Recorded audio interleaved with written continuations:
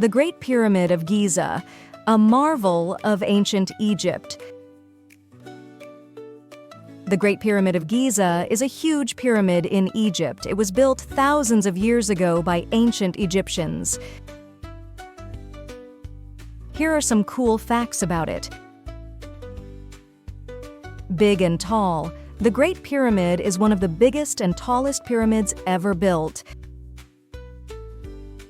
It's made of huge stones and used to be covered in shiny white limestone. Mysterious inside. Inside the pyramid, there are tunnels and rooms where ancient pharaohs who were like kings were buried. It's like a big maze. How it was built. Scientists think that the ancient Egyptians used ramps and sledges to move the heavy stones into place. It must have taken a lot of hard work and many years to build. Ancient wonder. The Great Pyramid is one of the 7 wonders of the ancient world. It's still standing today, and people from all over the world come to see its amazing beauty and learn about ancient Egypt.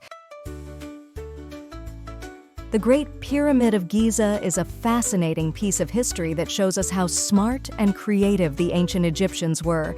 It's a wonder that continues to amaze us to this day.